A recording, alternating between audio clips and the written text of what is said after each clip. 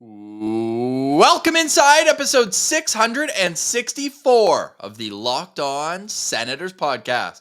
I'm Ross Levitan on the outskirts of enemy territory in Winnipeg, Manitoba, alongside Brandon Piller up in the Blue Mountains, and we have Marc Methot joining today's show to dissect last night's 5-4 loss to the Vegas Golden Knights. And the Ottawa Senators are officially for sale with one condition that you might want to hear about. All that coming up on today's edition of the Locked On Senators podcast, and it's brought to you by BetOnline. More props, odds, and lines than ever before. Visit BetOnline. It's where the game starts. And now the show starts. This is the Locked On Senators podcast. Your team every day. Your Locked On Senators, your daily podcast on the Ottawa Senators. Part of the Locked On Podcast Network. Your team every day.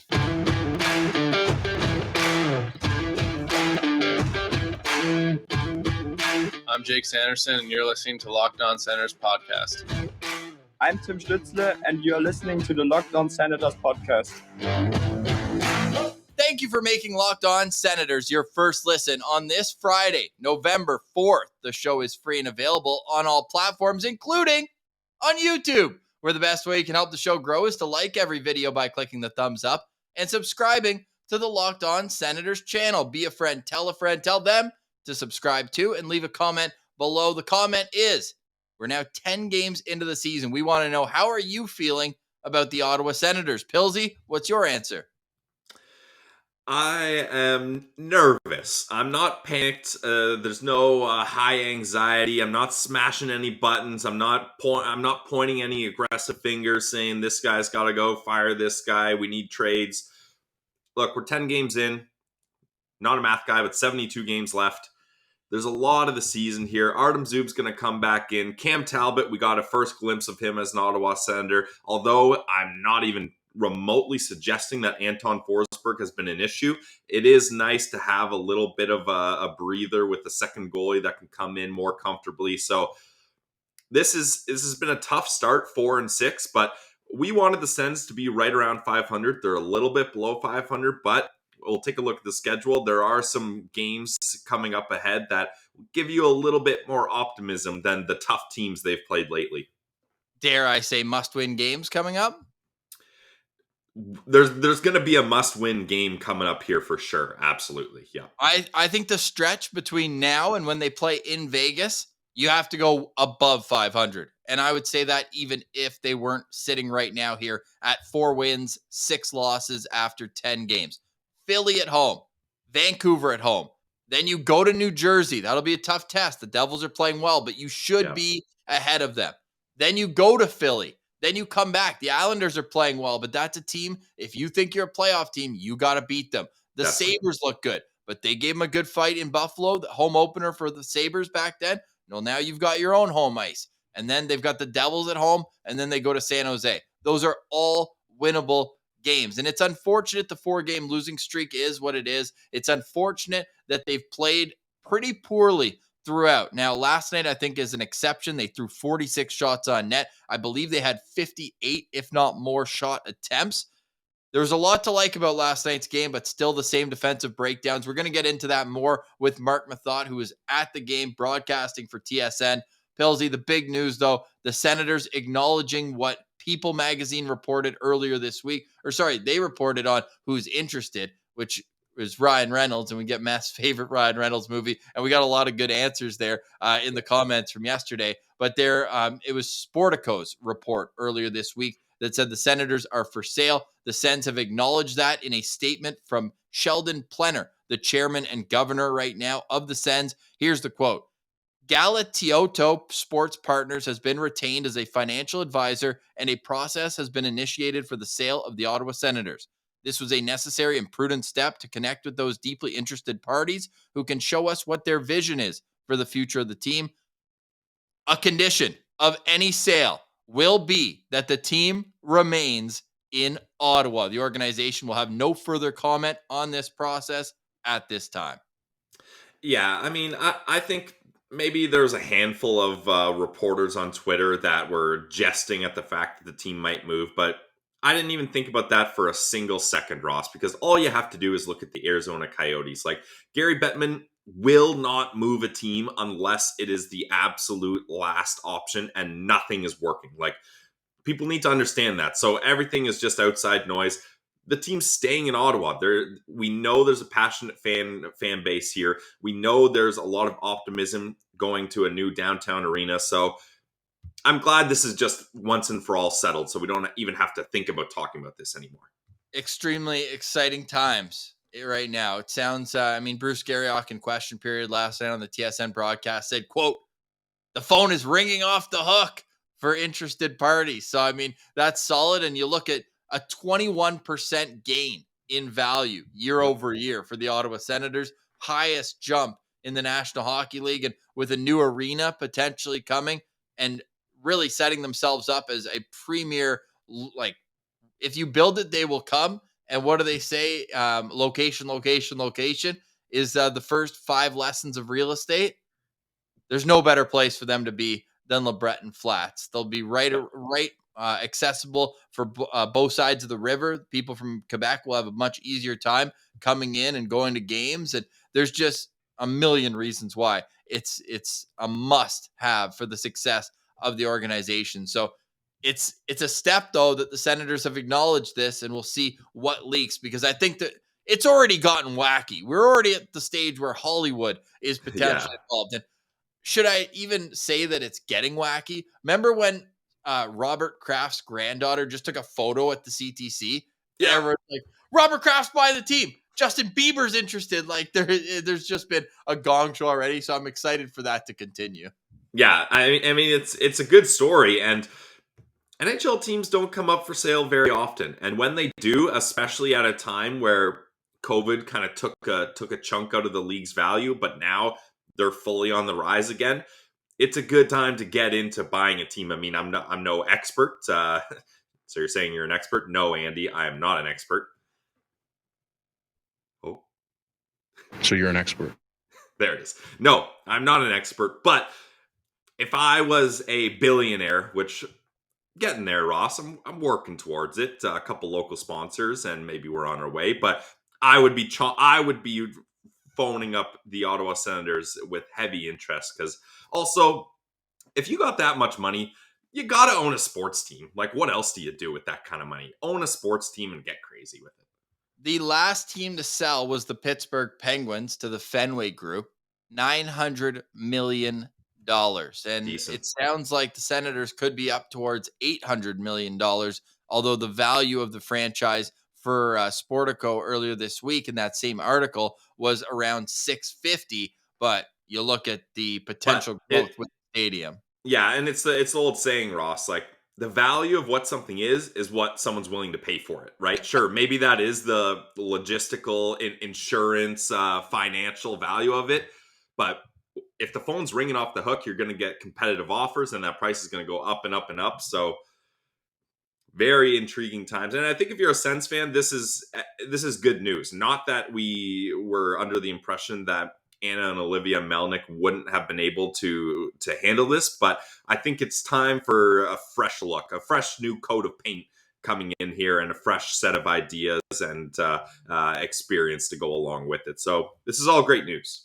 Yeah, we'll follow this story as it continues. We appreciate everyone for joining us in the postcast last night. Immediately following the Senators' 5-4 loss to the Vegas Golden Knights, we had a special appearance in the postcast After Dark by Sens Chirp as well. Nice. So make sure that you tune in exclusively on YouTube for that conversation. What an absolute beauty is Sens Chirp. And he's always looking at the bright side, and I can appreciate that out of him. It was himself, me, and Lalim's Martian. Pilsy will be back in the postcast on Saturday when they take on the Philadelphia Flyers. Pilsy, out of this stretch I mentioned coming up, you know what? Let's cut it back down to just the next 4 games. Philadelphia and Vancouver at home, New Jersey and Philly on the road. I think you have to win 3 out of 4. No? Agreed. Yeah, I would agree. If we're looking for a must-win game, that's tough. I want to say one of the Philly games, but the way that Vancouver Canucks team is in shambles, like, if you can't catch a team when they're down bad, you kind of take on their energy. Yeah. Yeah. I mean, they've won 3 of their last 4, though, all of a sudden. So Yeah, they that's knew that fair. in the wrong time. Yeah, and the Devils are hot. Okay, no, that decides it. Next game's got to be a must-win, right? Okay. You're at home. You're up against the Philadelphia Flyers. You've lost 4 games straight. You haven't got a point in any of these losses. You can't afford to just get 1 point in this game. Yeah, I don't know, Ross. You're the must-win guy. Are you co-signing this? Like, I feel like next game, Cam Talbot's first game, revenge game up against Philly. Whoa. This is a must-win game. It's got to be. And it's a big time revenge game because Talbot's tenure in Philadelphia was short. It was bad. And Very it was bad. not full of brotherly love. 881 save percentage in 4 starts, 1 win. Yeah. Yeah, I'll co-sign that. Cam Talbot looked fantastic, though, last night, hey?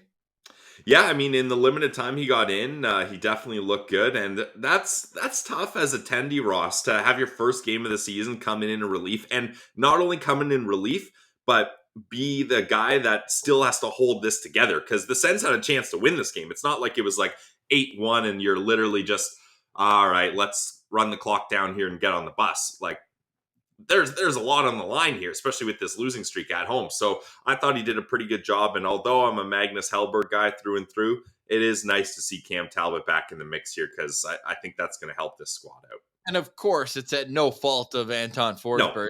No. He was like, and Ross, awesome. For the first time, at least I think ever, we saw some serious frustration. I saw a tweet, I think it was Pesky Sens or someone tweeted out the video of him in the hallway, and he snaps his twig right away when he goes into the dressing room. Like, he was absolutely pissed, as he should be, because he's just getting hung out to dry every single game, like we're going to get into with Marc Methot.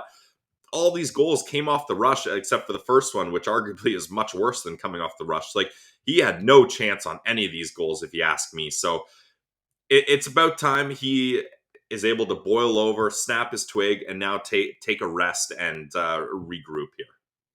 The Ottawa Senators are turning the page after the first 10 games of the season, and one troubling trend before we get into our conversation with Marc Methot is the penalty kill.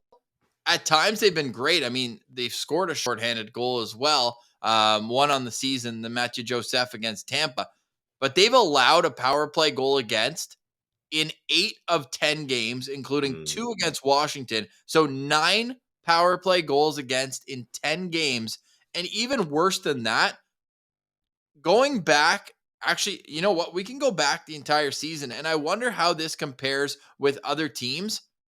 They only allowed 2 against Toronto, but outside of that, every game is 3 or more penalties they're giving up, putting the other team on the power play. In this 4-game losing streak, power plays against 4, 4, 8, 4. You're giving other teams way too many opportunities with the man advantage. To contrast that, the only time in the last 4 games they earned more was against Minnesota. They had 5. Only 2 against Florida, 3 against Tampa, 3 against Vegas, and in the last 2 games, power play is 0 for 6. And Ross, that's a result of a poor defense that's constantly playing on their heels, and they have no option but to take penalties because they're simply outclassed. So that's a trend that I see continuing. Well, Artem Zub's coming back soon, but until he comes back, or until Pierre Dorion, who's racking up the air miles now, doing some scouting trips, adds another defenseman, that's a trend that's going to continue, unfortunately. All right. Well, a trend that we are very fortunate to have continue is Marc Methot on Locked On Senators. We already have him booked next week. So this is we're hoping the rest of the season, if not beyond, that Marc Methot might challenge our boy At Martian for best friend of the show. It's going to take a lot to get there, but my goodness, we appreciate what Meth's been able to bring to the show. He's clear, he's concise, and he's conversational. He knows how to have a laugh at his own expense as well. He fits in just perfectly. So let's get to Marc Methot. He's going to carry us through the rest of the show. Half hour with Meth coming up. But first, Pilsy, you've got a word from one of our favorite sponsors. And speaking of trends, Ross, the best place to find all the trends and action for sports gambling, BetOnline.net. It's the trusted online sportsbook of the Locked On Podcast Network, and for a good reason. They've got all the latest odds, scores, player performance, props, totals, unders, money line, puck line, whatever you like, you can find it at BetOnline.net. It's where all your sports gambling should start. so that you're informed and you can make the best decisions you can possibly make. And it's not just hockey, guys. They got basketball, baseball, football, soccer, golf, boxing, UFC, they got it all. So head to the website today or use your mobile device to learn more about the trends in the action. Guys, it's betonline.net where the game starts. All right, let's get to our conversation with former Sens defenseman and TSN broadcaster. It's Marc Methot. All right, we now welcome back one of our favorite friends of the show. It's Marc Methot, former NHLer, former Ottawa Senator, and he had boots on the ground to last night's wild back and forth game. And we're glad you got home, Meth. I heard you had a little problem in the parking lot. Yeah, that's an understatement. I'm leaving gate 3 and heading on to Palladium towards the highway. And some guy, for all I know, he probably had a few drinks in the system, cuts me off, which is okay because I'm not going to get involved in an altercation leaving the CTC. So I'm like, go right ahead, no problem. And so he kind of got in my way and he's right in front of me at this point. And that section of the Palladium Drive is like it's exposed. I think they're repaving or something. So there was a manhole that was, probably 3 or 4 inches off the ground exposed. And my right front tire clipped it and it went right away. Like the alarm on my car went off right away. And I'm like, oh my God. And I don't live near Canada. I'm in Manotick. So I'm inching my way to the McDonald's by the Cabela's. And long story short, I left it there overnight. I still have no idea if it'll be there this morning when I go and pick it up after this conversation we're having. So that'll be an adventure in itself. But it's that I've had a lot of bad luck this summer with tires. So here we are. Well, we're always good for a tire pump now and again. Yeah. Now, how did you end up getting home? You just call a taxi? Called an Uber, but the Uber was stuck in the traffic and on Palladium Drive. So that took about 30 minutes for him to get about a mile from where he was to my location. So I was just sitting in my car and there's like fans coming and going, but the McDonald's was closed. The Tim Hortons was closed and it was just not ideal. And I heard that you're a quarter pounder guy. Is that your go-to order at McDonald's? Every time. I mean, I love Big Macs too, but I like the more meat, the better. And the QPC is my go-to. All right, Pilsy, what do you get at McDonald's? We're always together. Yeah, we usually do Wendy's. I just go for the classic Big Mac. You got to upgrade those fries though. Got to be a large fry. Wait. Pilsy, you said you go to Wendy's typically? Yeah, we're big Wendy's guys when we worked in Belleville. Yeah, Meth, I don't know if you know this. When we were out of school, we were living in Toronto, but we both wanted experience. The podcast had like my mom and a couple other people listening at the time. We're like, you know what? It would add a little credibility if we got a part-time job working in the game ops for Belleville. So I would pick Pilsy up every Friday, Saturday, pretty much. And we make the 2-hour drive. We don't stop at the Wendy's on the way there and on the way back for 3 hours of minimum wage work. Sickos. Oh, that's awesome. That was a grind, but hey, it was awesome getting to see. That was the year where they were first place. Unfortunately, COVID came. We were already getting sized for our Calder Cup rings. Like we were already ready for an AHL championship, but unfortunately, it wasn't to be. Although a lot of those players are on the team now. What was your take on last night's game? I mean, they dropped down 5-1. The comeback looks great, but ultimately falls short. Yeah, and I think people get caught up into that comeback. I mean, and great for Ottawa to see a little resilience there in that third period. But when you're playing in a game and you're in those situations and you have a 5-1 lead halfway through the second period, it's human nature. There'll be a tendency to let off the gas pedal a little bit, right? So naturally, Ottawa took advantage of that. They came back. But the problem, I mean, you can highlight that part of the game and think, oh, boy, this was great. We came back. It was a close game. We were in it, but they never really were in it. I mean, that first period and a half was very messy, particularly the first, right? And Ottawa was getting their chances. They were trading right off the bat. That was the first thing that I caught wind of was that in those first 10 minutes, there was a lot of exchanges, right? Ottawa was kind of just that riverboat gambling style hockey going back and forth with Vegas. And that was uncharacteristic of Vegas. That's not their game. They're super defensive, but then they settled in. And where I found Vegas was very good were on those transitions. So they'd recoup the puck at their blue line and they'd get these odd man rushes when they had numbers and they were crisp with it. Like they were making good plays. They were weaving a little bit, giving Ottawa different looks, and it was creating fits for Ottawa's defense. And they weren't getting enough back pressure either. So yeah, I mean, and I feel like I sound like a broken record because I know you guys talk about it ad nauseum on here too. Where right now we all know Ottawa can score goals. I mean, they're terrific offensively. It's a team that we haven't seen that here in a couple seasons now, where they're so deep offensively. They're a scoring threat every night, but it's just that defensive side of the puck, and that's going to bite them in the ass unless they start addressing that. And some of those mistakes, I mean, I'm sure you guys saw them. Like I talked about it after the game. Those first 4 goals by Vegas, well, throughout the game, I should say, they were all off the rush in some way, shape, or form. Like it wasn't like there was a sustained ozone pressure cycle, rip it around, then get the goal. Like it was all off the rush, and I'm including the 2-on-1 on Shabbat in that kind of context. But yeah, I have major concerns right now with that back end. And you're really seeing how fragile the group is now without Zub, which again, I know that isn't groundbreaking news. It's not a hot take. We all know how good he is. I don't know how you guys felt about the game. I like to be positive, but I saw a lot of very alarming things, particularly early on. So when kind of all the issues are looking at that decor, and you're who better to speak to than this, someone that played a full career at defense, like, do all the defensemen kind of get together and have like a defense only meeting and say, look, we got to shape up here? Like, is Thomas Chabot kind of taking the reins here, and as the assistant captain and the guy that's been here the longest, like he's really got to get everything together? Like, how does that work when it's seemingly just one part of the team that's not pulling their weight here? Yeah, well, typically what happens in these situations where there's an obvious issue on the team, it's the defense in this case.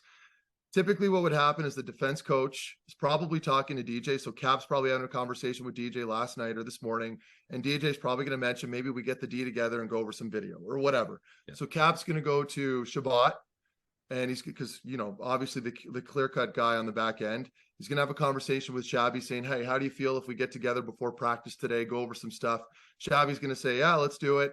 They all get together in the video room and they're going to go over clips. Some of those clips are going to be uncomfortable. Some of those clips are going to make, players a little, I don't want to say resentful, but, you're seeing mistakes, glaring mistakes that you're aware of that you've made in those moments. Like most of the time when you do video and you're going over a game, you already know where you made the mistake. You know where you made the mistake when you're coming off the ice, but clearly they need to sit down and go over a lot of stuff. A lot of the reads that I was seeing, it was just like, these are basic reads that you learn early on in your career. Like, and I was touching on that in my pregame hit yesterday when I talked about the game against Tampa, like the Zaitsev play where he lunges out when Brady was playing, I don't know if that was last night or the game before, I'm all mixed up now, but there was a 3-on-3 and Brady was the far side. Nick Paul carries it in, goes wide. Brady's got him. Instead of just keeping him on the outside, Zaitsev lunges out towards him. That's just one example. But yeah, it's an area where, you have to get uncomfortable now and go over these clips. And it starts with your leaders too. Like Shabbat, he's going to need to be better, right? And he knows it. Everyone knows it. He's fighting the puck right now. And, I had this conversation with Jamie Baker during the game last night too, where, Shabby's been used to being the number one guy here with no one really breathing down his neck, right? And I love Thomas. He's a classy guy. And it's hard for me to be critical of his game, but now Sanderson's there. So Shabby's on the bench. He's watching Sandy. He's playing real good hockey. And it's like, now you've got 2 legitimate guys sort of fighting for that top dog spot. I know that's not Sanderson's approach. I'm certainly not putting words in his mouth, but it does a mental thing to you when you've been on your own for a few years carrying that back end. So, those are some adjustments there. And then of course, like, I saw Shabbat and Branstrom starting the game together. To me, it's like, that doesn't work. That pairing is not going to work. I like Brandstrom. I like his game for the most part to start the year, but you can't put him on that top pairing. There's no cooler there, and Shabby needs a guy like that. So I don't know what kind of line configurations you do with those pairings, but right now it's not working. And, you're hanging out Forsberg to dry, and that's been a huge issue too. And Talbot comes in, gives him a fresh look. But, my concern is Forsberg's been really good, but that's got to be demoralizing for him too. So everyone needs to be better on that back end. Yeah, no doubt. A bit of a welcome to the NHL moment for Jake Sanderson in the end of the first period there too on the Zach Whitecloud goal, bouncing puck right over his stick. And that's not his mistake per se, because, not much you can do, but then kind of gets beat to it there by Eichel and then a tic-tac-toe. Is there kind of can you take a learning experience out of that though? I mean, this early in the season, if you're a guy like Jake Sanderson, because I think he did a pretty good job of battling back. I thought he was pretty good in the third period. Yeah, and Levy, you nailed it right there. That was the biggest thing, and I wanted to talk about it, but there was a bunch of goals that happened right before the third period, or before the second intermission, so I had to change the topic to the goals. But what I really liked with Sandy was his bounce back, and it wasn't just he had that one play where the puck bounced over his stick, but there was the other one too where Carlson was it Carlson? They kind of came down and took him outside, went to the left and then went right and got around him. Typically in the past, for a guy like Jake Sanderson, a play like that wouldn't really affect him because he really could rely on his skating ability to get back, and he could kind of cheat his way through games at times. And he's going to make mistakes. I mean, look how young he is. He's not going to be perfect every night. So, but you nailed it there in that I liked his bounce back. I liked how resilient he was after that. It's really easy as a young player to lose all your confidence after a couple bad plays, whether they're your fault or not, and then kind of curl up into a ball and hide away from the game. Like your shifts all of a sudden will start to get shorter. You're looking from 45-second shifts to all of a sudden 30 because you're hesitant. So he didn't do that. I thought his play elevated afterwards. He was fantastic in the third period. He was moving the puck really well. That speaks volumes to his character and his mental toughness. And I loved what I saw in his game when he came back. So I'm not even remotely concerned about Sanderson right now. He's in a great spot. And you could argue he's the best player back there right now. I mean, who's better than Jake Sanderson at the moment, which is crazy as a defenseman at his age. So I've been very pleased with his play so far. I know you've been waiting for Tyler Clevin too. I'm going to have boots on the ground in Grand Forks next weekend. Oh, so nice. Next time you're on, we'll have a full report of how the K train's looking down there. But I could even extend that to Tim Stützle, like that giveaway on the power play that led to the fourth goal off the rush. Like that's pretty unacceptable. And you're hoping that he learns from that. And then what better way to show Claude Giroux's leadership, in the third period? Mike Johnson, I believe, clipped it. He was saying like, hey, Giroux said on the bench when Timmy came back after taking a hit, like, hey, we're going. Like, we're going. Are you in or out? And then he scores the next shift. Yeah, that was wild. And I know you guys saw that too. That line, when they made the adjustment and they had Giroux, Tkachuk, and Stützle playing together there at the end of that game, they were possessed, right? Like they were coming in waves. And the biggest thing I'd noticed that Ottawa wasn't really doing earlier on was, and this could be also because Vegas was sitting back a little bit, but everything was tape to tape. Everything was crispy. They just seemed a lot more, I guess their chemistry, they were more in sync. But that was like, it was very chaotic throughout those first two where they just couldn't get anything going. Like they were getting opportunities, they were getting some chances, but you're right. When they made that adjustment and DJ switched them toward the end of the second, they started together in the third. They just built off that and they were flying. So I'm wondering now, I don't know what you guys think. Like, are they going to keep those three together now going into next game? Like it's a possibility. I hope so. So we'll see. I really liked what I saw from that group. They were unbelievable. And you mentioned, Ross, the same thing with Stützle. Another one of those kind of giveaways. Same thing we saw against Tampa, where in this case he just kind of fanned on the puck though, and he easily could have curled up into a ball, cower away from the game, but he didn't do that. Elevated his play, and a lot of that I think comes from guys like Giroux, Tkachuk, that leadership role, bringing everybody back up, pulling them along, and saying, "Guys, it's okay. We're going to be fine." Have you ever scored a goal like Giroux did, the little one hopper on? Yeah, that was hilarious. No, it was wild. And the fact that the puck had bounced as high as it did, like, sometimes you'll see those bouncing pucks, but the goalie will still kind of get a pad on it. But in this case, it took so much, it got a ton of elevation. And I feel like the puck had been bouncing around a lot in that period too. And I don't know if it's just the weather, it's humid in the building, so the ice isn't great, puck is bouncing, but I'm sure G will take it. And it was and the crowd was losing it. Like I was in the building, obviously. It just lifted everybody up after that poor start. So it was nice to see. I heard it was Thompson chance. I love those. That's fired up like a good 10. They needed that at that point. And I loved Mike Johnson's breakdown of that because he's right there, right? And he's like, yeah, Claude, he starts skating to the bench. He doesn't even know. And then when everybody starts selling, he goes to the line. He's like, yep, I had that. Yeah. It was great. It was great. And I like, at his age, I've been so pleasantly surprised with the way he's been playing. Like, we obviously know he's a perennial all-star. He's been playing pretty consistently too. There was no real reason to think he would tank this year, I'm not trying to suggest that, but I really am pleasantly surprised with his play. I mean, he's keeping up with some of these young guys. It's incredible. So He obviously has been taking good care of himself, but that's one of the bright spots that I've seen here on these pickups. Like DeBrincat is another story right now that we can get into, but yeah, G's been terrific. And Mark Stone scores in his return. I believe he's got a goal in every time he's back in Ottawa. Do you think he's going to be happy when he watches the video of not his own play, but of your suit? Because I know he was critical of it about last Yeah, and he's a good dude. I mean, he's your prototypical like diehard hockey nerd guy. Like he's I was talking the night that he made fun of my suit and chirped me. He has 3 screens on the go in his living room. He had 3 different games going, different sports. He's always watching hockey.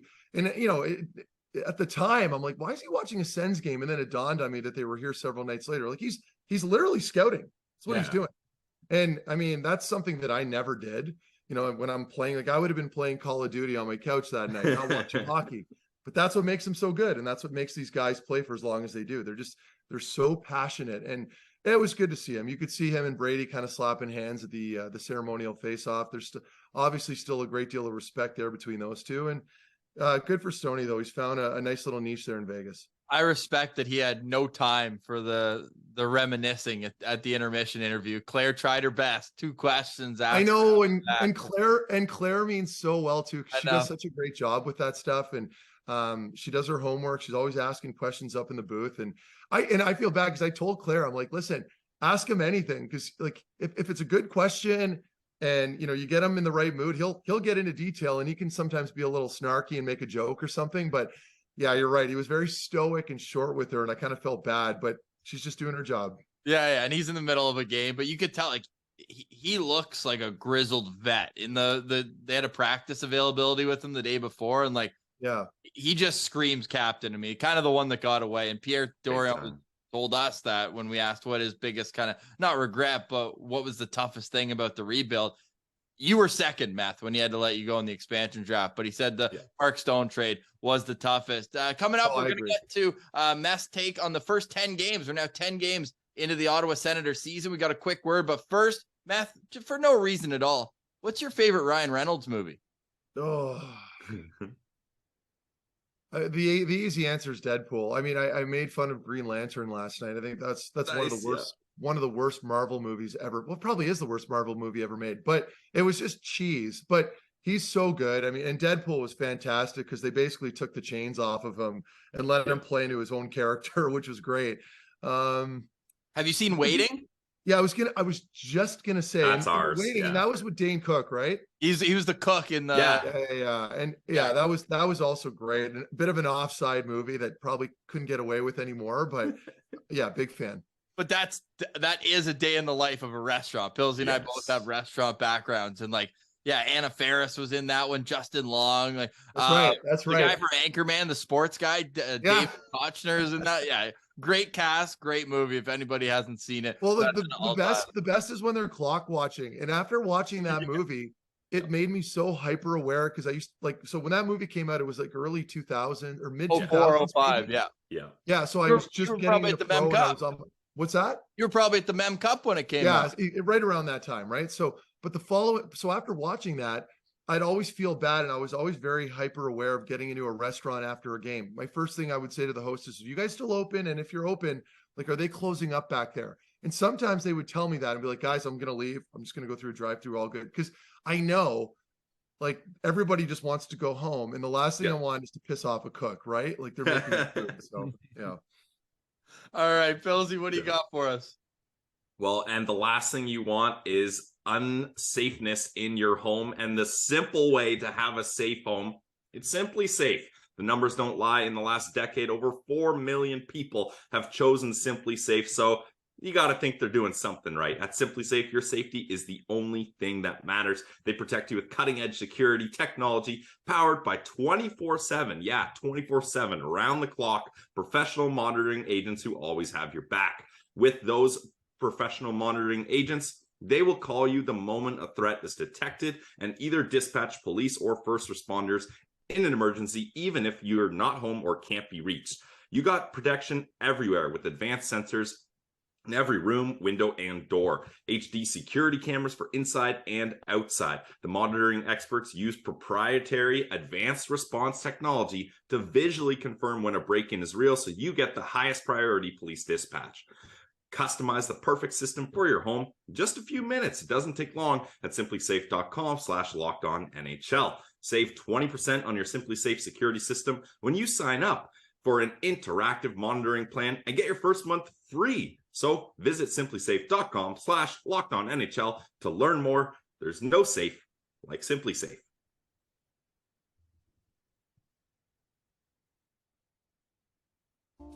I don't know if I love the creepy music here. Halloween's over, eh, Matt? Do we like this? I don't know. I like it. I feel like this is the intro to Scooby-Doo. Like Scooby and Shaggy are walking around and the guy is like right behind them. You are listening to Locked On Senators. I'm Ross Levitan alongside Brandon Piller. We got Marc Methot with us as well. Meth, how early in the season do guys start looking at the standings? Oh my God. Well, in this case, right away, right? Because I think now with all the parity in the NHL,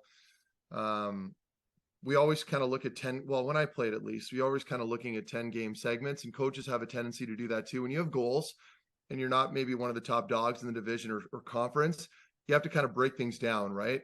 So they're going to go through their first 10 games and they're going to try to figure out what they need to improve on. And I always thought that was sort of overblown a little bit. I was always just a game by game guy, but I get it. Like you're trying your best to figure out what the trends are in a group. And I mean, there's no question now, and I know I touched on it earlier on. I mean, from what I'm seeing, it's a mixture of structure, and I hate lumping on coaches because I know a lot of people have been very critical online. You guys are seeing it. And there's it's warranted to a degree at times. Right now, I can understand. I mean, you're letting teams just work you on the scoreboard night in and night out, at least for the last 4 games. You have to call out something. I think it's a bit of a combination between the personnel now on the back end. I still maintain that, like, you know, even with Zub in the lineup, they're still short a guy. There's no, like, look at Vegas's top 6. And they talked about it during the game. I'm not going to get into it. I've got all the names here. Nobody cares to hear it. That's an NHL lineup on that back end. They're probably at the other end of the spectrum. So that's cherry picking a little bit. But I mean, you look at all the top teams, they're all good skaters. There's a little bit of size back there. You've got a clear-cut power play guy that can quarterback your PP. I think Shabby's been having a bit of a tough time with that lately. He's a pretty good puck mover, but has he been a real threat up top on his shot? Doesn't have that monster clapper that everyone's fearful of. Now, I know that's changing a little bit now in the NHL, where you don't really have the top guy anymore, so that probably isn't very fair to criticize him there either. But my general point is, the back end needs an overhaul. Pierre knows that. We know he's in Winnipeg. Like, I can only imagine he's probably fishing for a defenseman. You have to think. So I can't be hypercritical of Pierre because he had a fantastic summer, and you can only go, you know, you're not going to sell the farm to get one right now. You have to be very careful there with some of these prospects that you have. You want to retain them. I don't know how you guys feel about it, but for now, the glaring holes on the back end, it needs to be fixed. I've been preaching that all summer. I still maintain that position. And I feel like it's probably starting to get very frustrating for the forward group because they're not getting the puck on clean exits. They're having to overwork in their own zone. It means you've got less legs up front when you're playing in the offensive zone. You start to get a little more tired. You're playing on your heels more. It's never fun. One thing I noticed, Mark, is that this team really struggles when the opponent's defense decides to join the rush. We talked about it with the Toronto game when Justin Hall comes in, and that's an easily preventable goal. And then we talked a little bit about the White Cloud goal here, but yeah, that was a give and go where no one was ready for White Cloud to go through the middle there. And that's not exactly your high priority offensive threat on the back end for Vegas. I mean, he's on the bottom pair and one of their lesser known guys. So as a decor, how do you adjust to playing when the other team's defense really likes to join the rush here? What's the play there? Well, that's a 5-man unit situation, right? Like, so your forwards, first of all, need to identify what's going on the ice. I mean, let's face it, you're playing in the NHL. It's not all about just getting the puck on your tape and going forward. Like, you're going to have to defend. And I'm reluctant to go here, but with when we played with Guy Boucher, which is again the extreme with the 1-3-1 and always having that forward back, I'm not suggesting that that's what Ottawa needs right now, because you obviously want to let the forwards play offense and get creative with the puck. But you need a high man that's responsible. And when you're trying to manage a game, and we talked about it a little bit during the game when I was referring to the Tampa game where, somehow miraculously Ottawa still had a lead going into that third period. And Tim Stützle threw that absolute pizza across the ice. Those are situations that you can't have. Now, to address your point, Pilsy, directly on the defense thing, when they're jumping up, that's just communicating with your forward group, and they need to identify it. You have to have your head up. You have to be looking around all the time. You have to be shoulder checking, making sure that you have your guy. Because when that D-man jumps up, you're creating an odd man rush immediately, unless you have numbers back.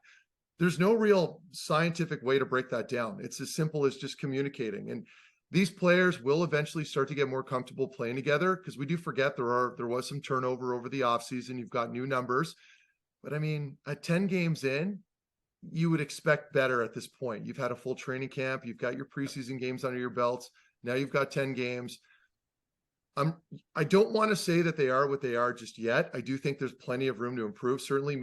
And we forget here, we're all talking about how the sky is falling to some degree, but you're still missing your top defensive centerman and your best defensive defenseman. I mean, they're not playing right now. So, that's the elephant in the room here that I think we tend to forget. But when those guys come back, you have to think things are going to settle again. But this is adversity that you're dealing with. Boston dealt with it a little bit at the start of the season. They seem to be okay.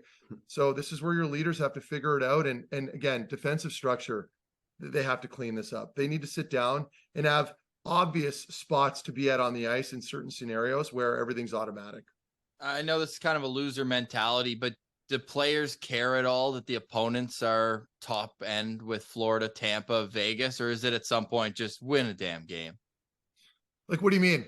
Like, I mean, those are three tough teams, right? Oh, yeah. You lose to them by one goal. Mini. Yeah. And they're all 1-goal games. Like, you're right there. And despite, I mean, maybe you weren't right there losing 5-1 midway through the game, like you mentioned, but even the Florida game, it's only a 2-goal game because of an empty netter. Yeah. And that's managing the play, right? Managing the puck, making sure that you're not throwing, high risk plays across the ice. And I'm not trying to lump on Stützle. That was one play, but yeah, that's where maturity comes in. And you saw it with Vegas. I mean, the way they were playing to get to that, they didn't play great afterwards. Ottawa had a great response, but the way they managed the puck throughout that first period, like, they were getting outshot, but they were capitalizing on all their opportunities because they were just so good. And they weren't throwing pizzas out there. They weren't making a lot of turnovers. They were responsible in their own zone. That's what you want to see when it comes to like a growth perspective with Ottawa that I'm looking for at some point. I don't know when it's going to happen, when things are going to click. And yes, you mentioned some of these teams they played, Ross, like going into that mini game. Like, I looked at the sheet before the game because I hadn't been following them that much. I didn't realize they had been struggling, but that was a good team that was just waiting to break out. And sure as shit, they did it against Ottawa. They had to. And then they go against Florida, they go against Tampa, and then you lose last night against Vegas. I mean, these are top tier NHL hockey teams, right? So again, they were on a 4-game heater. You draw 4. They're still not in a terrible position. They're still in a better spot than they were last year. So it's okay. Now, I will definitely hit the panic button if they drop a couple more. If they can't beat Philly, okay, then we have a problem. And I can understand, some angry text messages coming into your show afterwards. So that will be justified. So this is a huge game coming up here on Saturday. Yeah, there's let's keep that panic button tucked away for now, though. And just for now. Yeah, we know you got to get going here. So final question for me, Mark, and let's end this on a high note. What's a positive that you've got for the Senators so far in this season? Jake Sanderson. And I'm reluctant to go too far because I've only seen a small sample size, but from what I saw last night with Talbot, and that's not shunning Forsberg, because in my opinion, he's been very good as well. Yeah. But Talbot looked so calm. And one of the biggest things I noticed was he was very chatty out there. So I was sitting up in that booth area, and you catch a lot of stuff that you won't see on the camera. And it reminded me of Craig Anderson. He looked so calm and cool, and he was chatting to his defenseman. That extra set of eyes, letting guys know where everybody is on the ice, is huge. And I touched on Sanderson. I mean, what a bright spot. I didn't think he'd be as impactful as he has been, logging 20 some odd minutes now as of late. Every night he's composed. He looks like a veteran. That's a huge bonus right now for Ottawa. Huge sigh of relief knowing that that young kid could come in now. Like, we were talking about him potentially having to play maybe some AHL games. No chance. He's been terrific. Yeah, great call there. And not to bring up something but 8 years ago, you scored a goal on Cam Talbot. Crazy to think this guy's still kicking in the National Hockey League, and looking forward to seeing him get the start on Saturday. They've got a winnable game Saturday and then the Canucks on Tuesday, and they have just been a gong show. So we talk about tough games. This is a stretch where the Senators have to get a few wins together. Hey, Meth, next time we get you on, we're going to be talking Daniel Alfredsson, as his Hall of Fame induction will be right around the corner. So your homework is to lock in at least one story for us about the great Daniel Alfredsson. I know you only played with him, 1 year or 2 in Ottawa? Couple years, but it feels like I played with him forever. I got a lot of stories, so we can go there. We'll save it at that. For today, we say goodbye. For Marc Methot and Brandon Piller, I'm Ross Levitan, and this has been the Locked On Senators podcast. Your team every day.